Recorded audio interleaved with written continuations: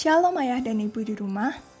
Berikut adalah panduan orang tua untuk membimbing anaknya dalam mengikuti sekolah minggu online GKJ Rewulu. Oleh karena itu, ajak anak untuk bersiap selayaknya hendak pergi beribadah di gereja.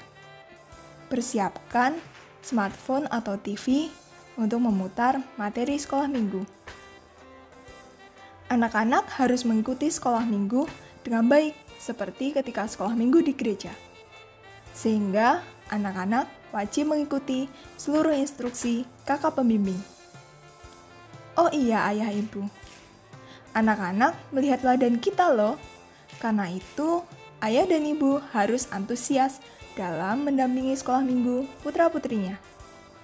Untuk membantu anak-anak belajar, ayah dan ibu bisa bertanya mengenai pesan apa yang didapatkan putra-putrinya setelah sekolah minggu hari ini. Terima kasih atas bimbingannya. Selamat sekolah minggu. Tuhan Yesus memberkati.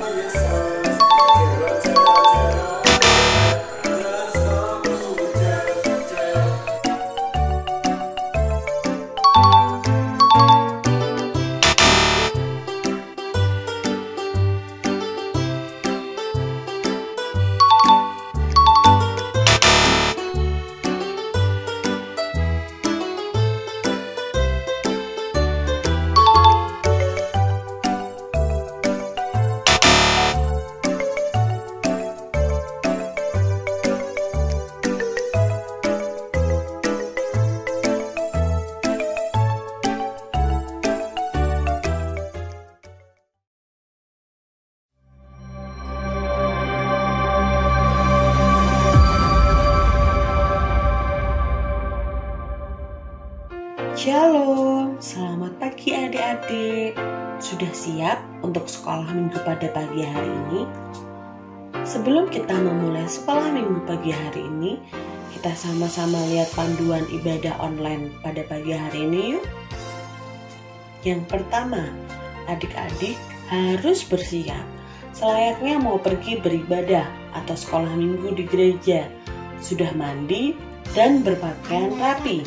Selanjutnya, adik-adik harus mengikuti dengan baik seperti ketika beribadah atau sekolah minggu di gereja.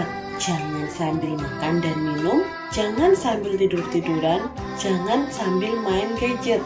Nah, untuk ayah dan ibu, anak-anak melihat teladan kita loh. Karena itu, ayah dan ibu harus antusias di dalam mendampingi putra-putrinya mengikuti ibadah atau sekolah minggu online. Nah, itu dia adik-adik panduan ibadah online pada pagi hari ini. Sudah siap mengikuti sekolah minggu?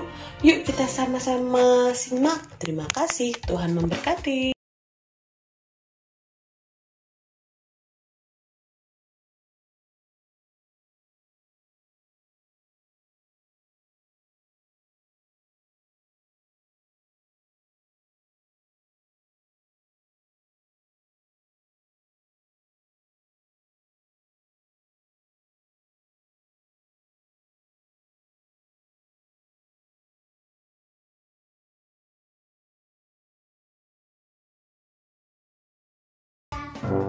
Shalom adik-adik.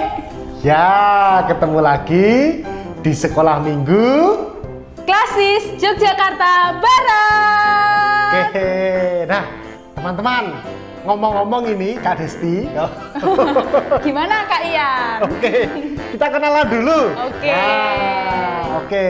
Nah, sekolah minggu kali ini bersama Kak Desti dan Kak Ian.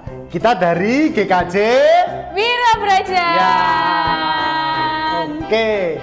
Nah, Kak Desti, di Klasis Yogyakarta Barat ini kan ada 8 gereja. Betul. Nah, tadi sudah kita sebutkan. Ya. Kita dari GKJ Wirabrajan. Nah, berarti masih ada 7 Kak. Ya, kira-kira 7 gereja itu mana aja ya adik-adik ya? Kita absen yuk. Oke, siap. Kita tanya. Nah, teman-teman yang dari Jatimulyo. Hai. Terus ada teman-teman dari GKJ Sedayu. Nah, sekarang dari Medari. Hai. Terus ada dari Kebon Agung. Ya, lalu dari Demaijo. Hai. Dari Ngenta-Entong. Oke, satu lagi nih dari Rewulu. Hai. Wah, rajin-rajin ini teman-teman. Banyak yang ikut sekolah minggu. Iya dong Kak Ian. Pasti adik-adik udah ada di depan TV, di depan laptop untuk sekolah minggu. Oke, untuk memulai sekolah minggu kita hari ini, nah kita semua ini kan anaknya Bapak Abraham. Nah, kalau gitu kita mau menyanyikan lagu pembuka, yaitu Bapak apa Mbak Desti? Abraham. Nah, adik-adik udah siap belum? Yuk sekarang kita bangkit berdiri. Kita harus semangat menyanyikan lagu Bapak Abraham.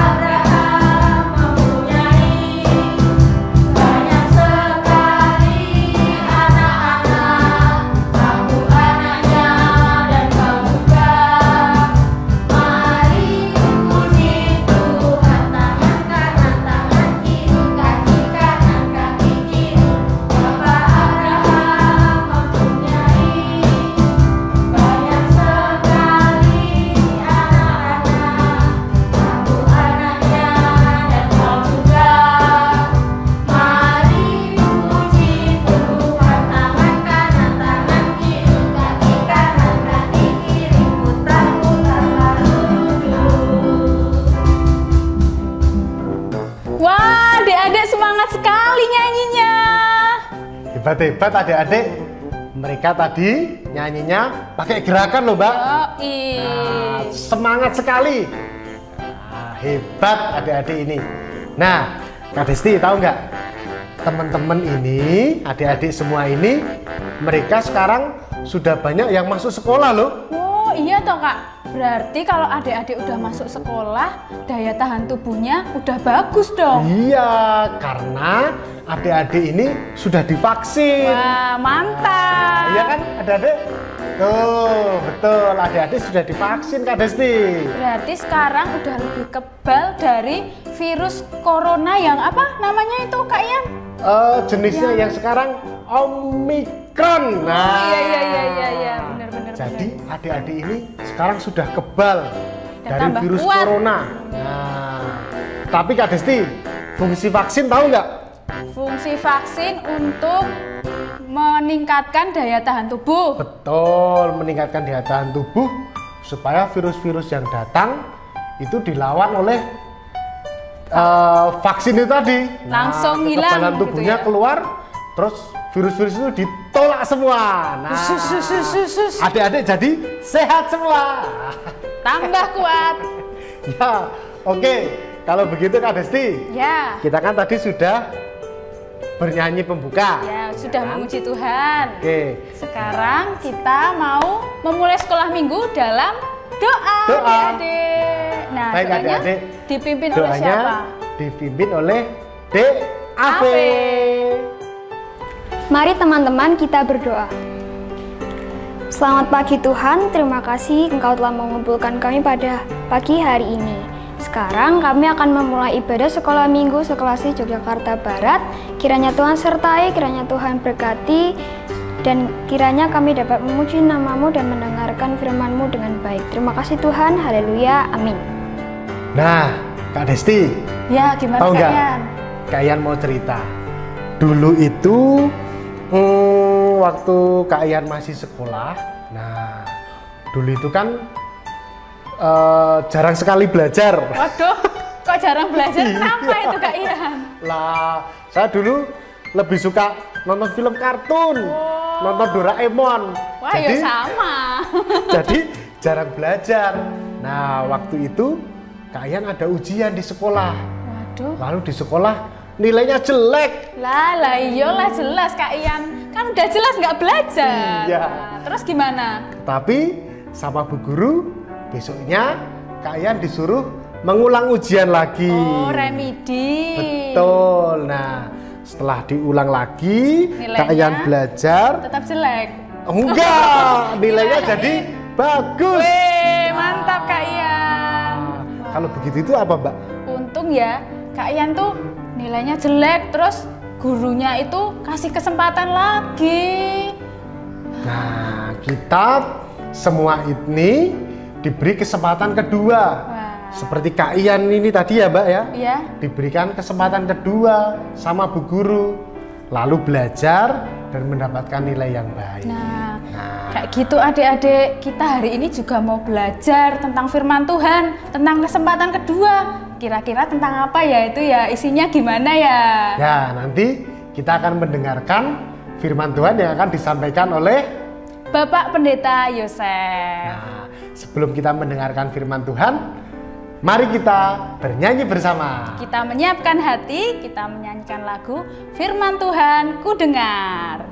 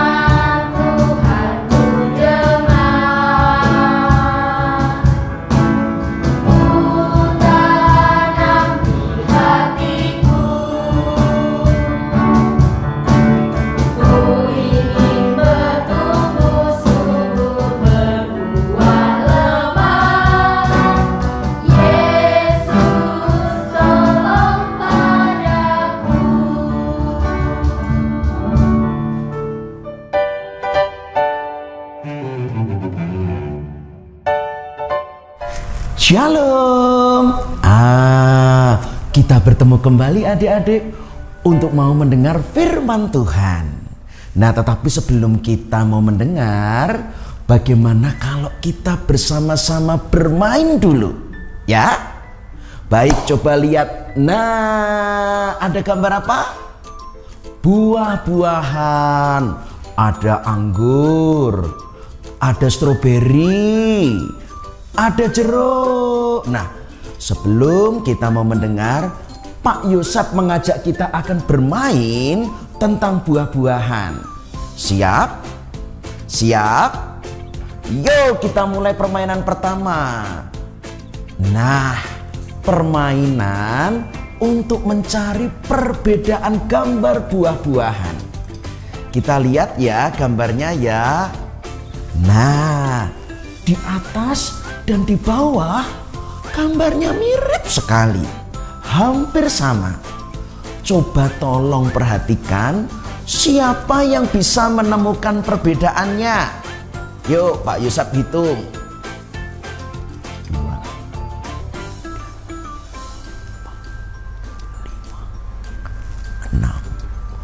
7, 8, 9, 10.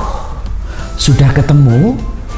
Ternyata perbedaannya banyak loh adik-adik. Ada 7 perbedaan. Coba perhatikan. Nah ini jawabannya. Di semangka misalnya, tuh giginya semangkanya ompong. Coba lihat lagi perbedaannya. Nah, mata di pisangnya beda. Manggis, coba perhatikan bedanya. Yang manggis itu arahnya ke kanan kirinya juga beda. Apalagi yang apel. Apel kan kelihatannya merah sama hijau. Warnanya ditukar. Lihat lagi gambar apa? Nah, jeruknya juga beda. Yang satu mulutnya tertutup, yang satu terbuka. Lagi ada buah lemon. Yang di atas nggak ada, yang di bawah ada lemonnya. Dan yang terakhir buah pir. Bedanya yang satu ada daunnya, yang atas, yang bawah nggak ada daunnya. Tuh, sudah ketemu perbedaannya?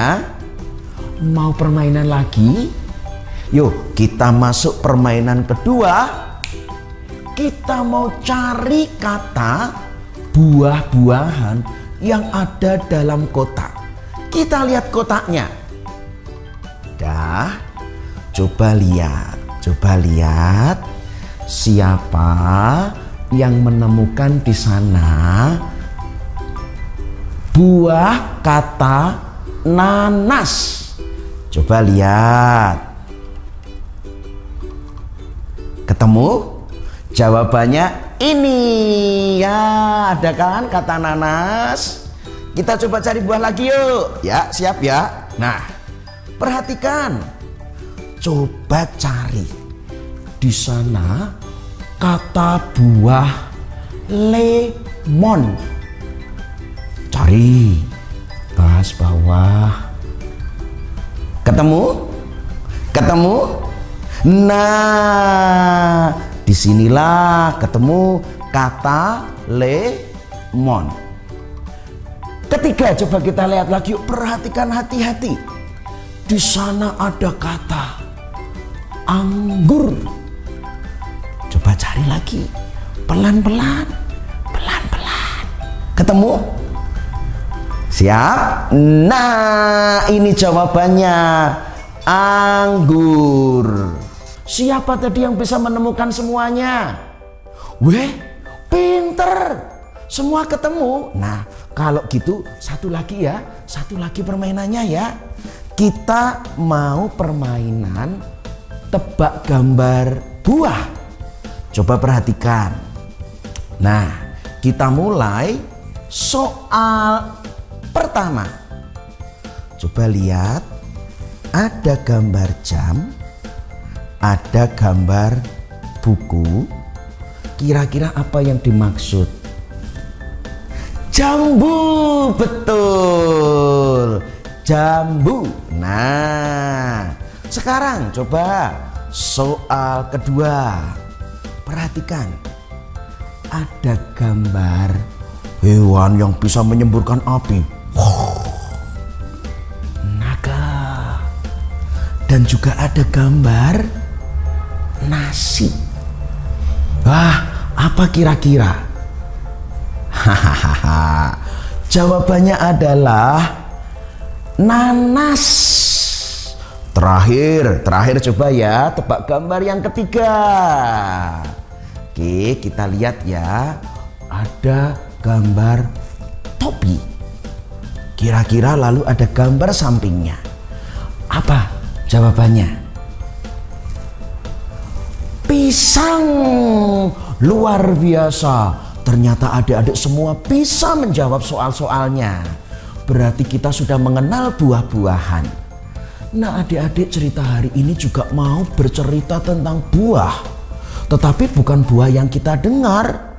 Kita mau mendengar tentang perumpamaan sebuah pohon yang tidak berbuah. Karena itu mari yuk, siap mau mendengar cerita? Kita siapkan hati untuk mendengar firman Tuhan. Kita berdoa bersama-sama ya. Tirukan doa dari Pak Yosef ya. Baik, mari kita berdoa menirukan doa Pak Yosef. Tuhan Yesus, sebentar lagi kami akan mendengar firman Tuhan. Berkatilah kami supaya kami mengerti dan melakukan kehendak Tuhan. Dalam nama Tuhan Yesus kami berdoa. Amin. Nah, cerita hari ini punya judul kesempatan kedua. Mari kita dengar ceritanya. Adik-adik kira-kira tahu nggak ini gambar buah apa? Ayo, buah apa? Aneh ya, brambang. Bukan, mosok brambang di atas pohon. Mirip, tapi itu bukan bawang merah. Itu yang namanya buah ara.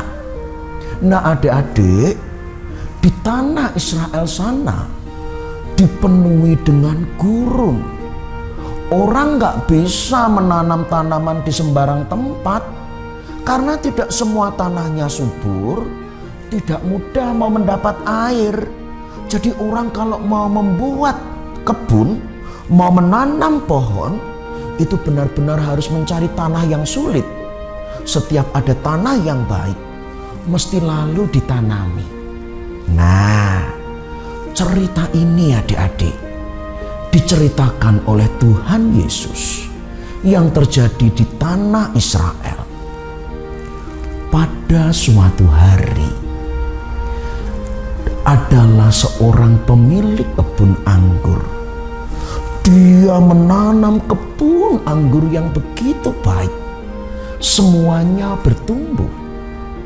Nah, adik-adik, ternyata pemilik kebun anggur ini juga melihat, kok masih ada ya tanah yang kosong? Aku akan menanam pohon ara di tengah-tengah kebun anggur ini supaya juga memberikan buahnya. Lah, benar kan adik-adik? Di kebun anggur itu lalu ditanami di tengah-tengahnya sebuah pohon ara. Semua dirawat, disiram, diberi pupuk, semuanya bertumbuh. Apalagi buah anggurnya berbuah dengan baik, selalu panen setiap tahunnya. Tetapi karena pohon ara itu tinggi, besar, memang harus ditunggu. Nggak bisa tiap tahun itu berbuah.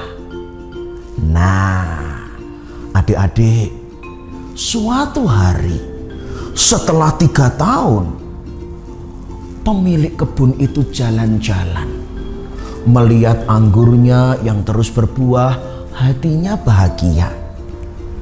Tapi kemudian pemilik kebun anggur ini berhenti di depan pohon ara yang sudah ditanamnya selama 3 tahun. Dilihatnya daunnya, dilihat tingginya.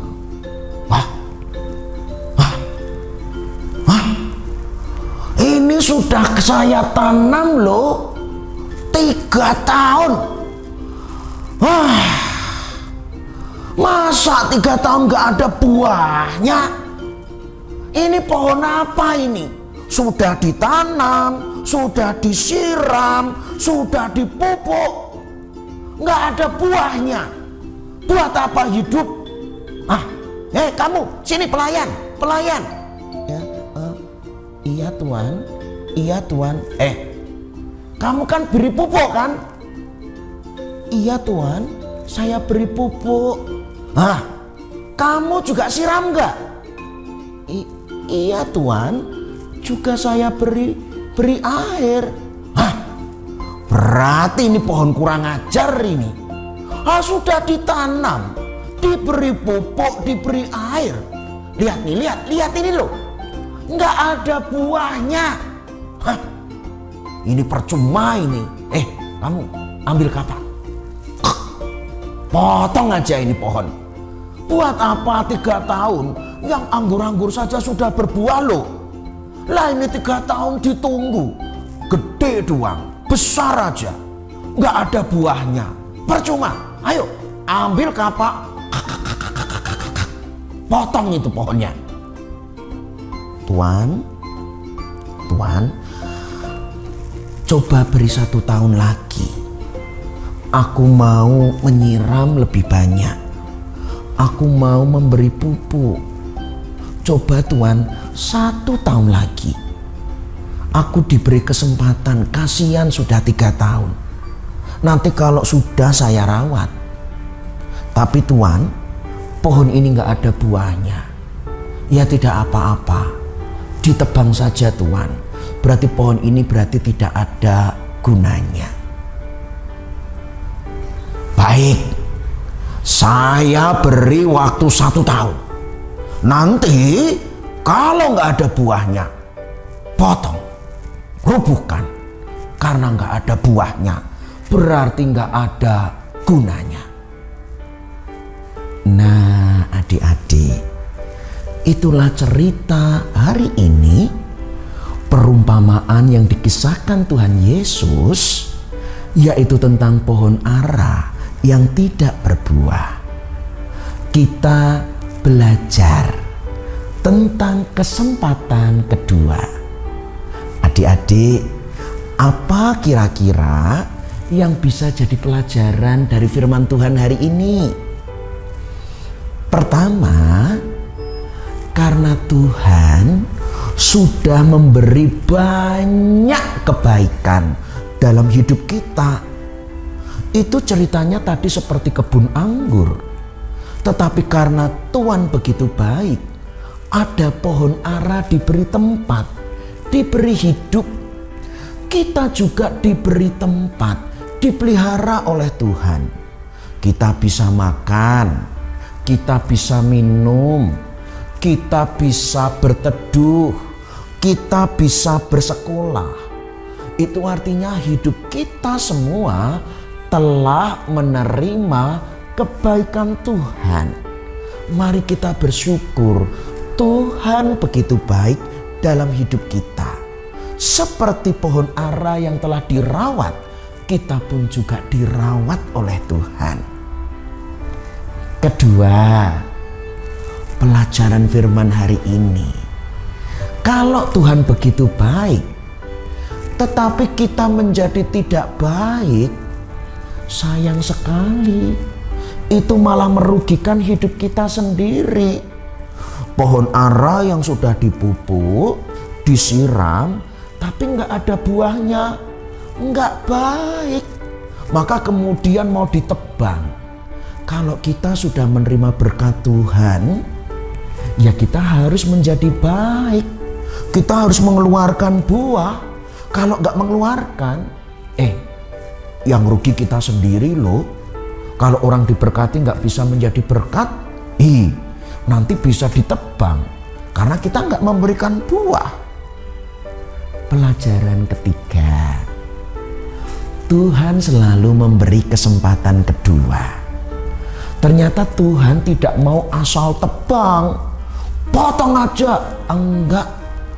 Ternyata masih diberi kesempatan setahun supaya menghasilkan buah. Kita belajar adik-adik, Tuhan tidak suka menghukum. Tuhan lebih suka memberi kesempatan supaya mendatangkan buah. Tuhan lebih suka kita menjadi baik daripada kita menerima penghukuman dari Tuhan. Karena itu adik-adik, mari kita belajar.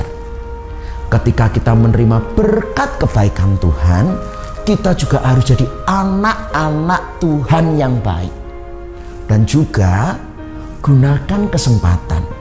Karena sejatinya Tuhan tidak suka menghukum, tidak suka menebang pohon. Tuhan suka memberi kesempatan supaya kita memberi buah. Nah adik-adik, sebelum Pak Yosef mengakhiri firman Tuhan, ada sebuah cerita seorang yang menyia-nyiakan kesempatan. Lihat, tersebutlah seorang yang buta. Buta itu tidak bisa melihat, tetapi dia punya sahabat yang begitu baik. Di mana-mana dibantu, dituntun, begitu. Sampai suatu hari orang buta ini berkata, kalau aku besok bisa melihat, aku pengen melihat wajah pertama yang aku lihat, yaitu kamu sahabatku. Sebab engkau selalu menemani, menolong dan baik kepadaku. Maka aku ingin melihat wajahmu saja ketika aku bisa melihat.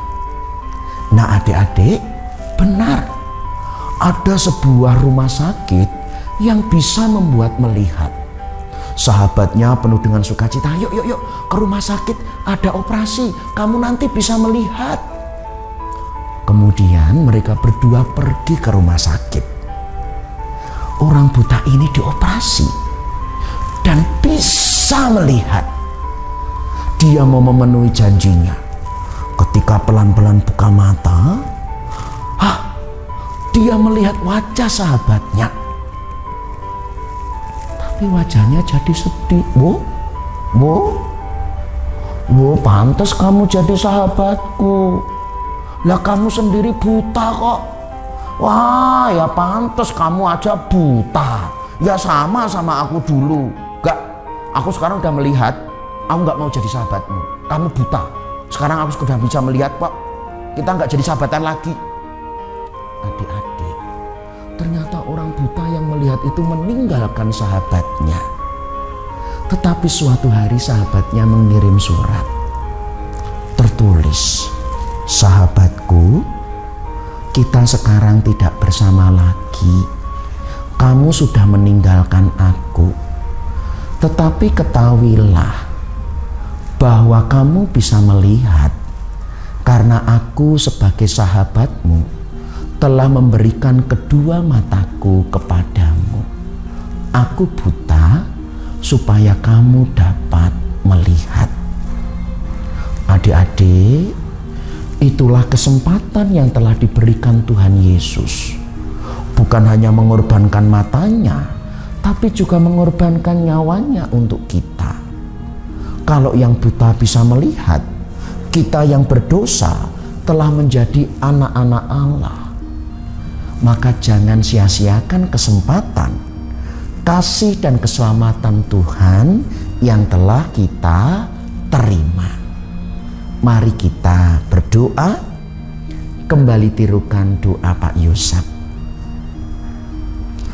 Tuhan Yesus, terima kasih atas firman Tuhan yang kami terima pada hari ini. Ajarilah kami untuk mau berbuah, merasakan dan juga menikmati kesempatan kedua yang telah Tuhan berikan.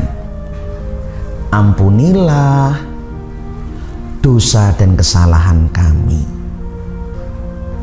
Dalam nama Tuhan Yesus, kami berdoa dan mengucap syukur. Amin. Demikian adik-adik cerita hari ini. Terima kasih telah bermain bersama, telah berdoa dan mendengar firman Tuhan. Tuhan memberkati. Nah, adik-adik, sekarang kita mau masuk di dalam persembahan. Nah, persembahan ini nanti adik-adik masukkan ke dalam amplop, lalu dikumpulkan ke gereja masing-masing ya. Nah, betul. Nah, sekarang sebelum kita mau masuk dalam persembahan dan juga doa penutup, Ya. kita mau menyanyikan lagu Terima Kasih 1000 untuk mengiringi persembahan. Baik, dan doa nanti akan ditutup oleh DAV. Ya, sekarang kita mari bersama-sama persembahan dan menyanyikan lagu Terima Kasih 1000.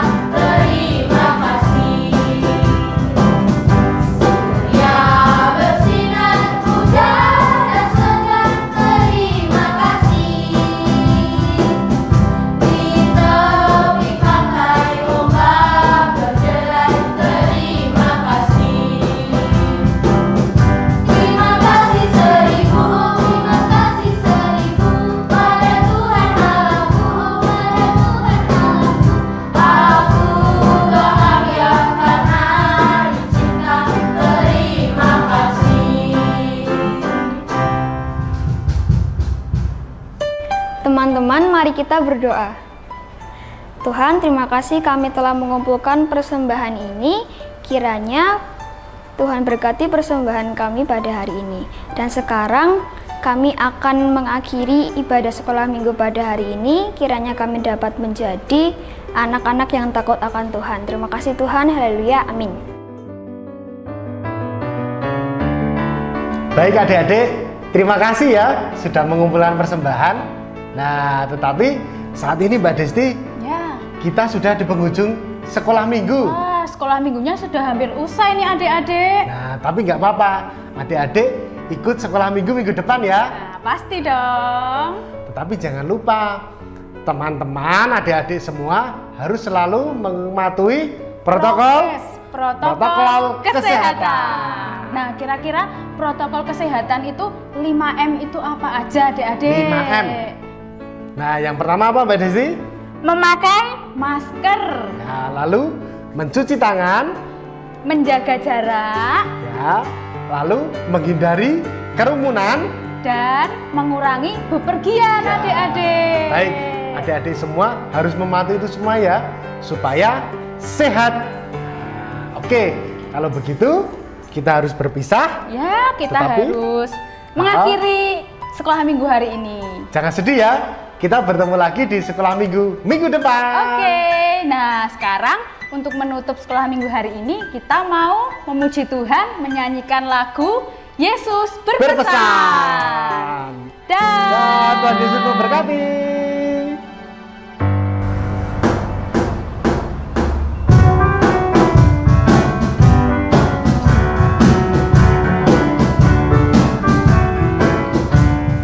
Yesus berpesan dalam malam gelap, kamu harus jadi lilin gemerlap, anak masing-masing di sekitarnya. Dalam dunia ini bersinarlah.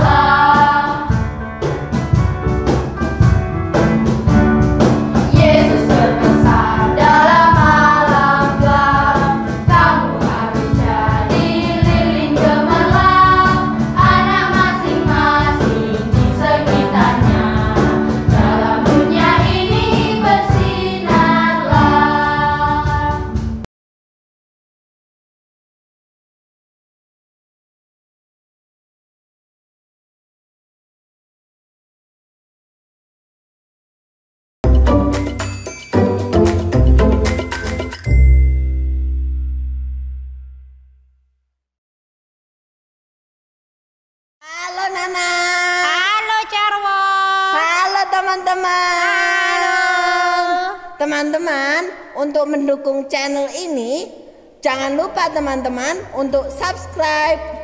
Duh, caranya gimana, Carwo? Itu pencet tombol kotak merah. Kotak merah di mana? Nggak ada yo. Tombol kotak merah itu di pojok bawah. Teman-teman tinggal klik itu subscribe. Jangan lupa juga teman-teman untuk like dan komen. Tuhan Yesus memberkati. Dadah.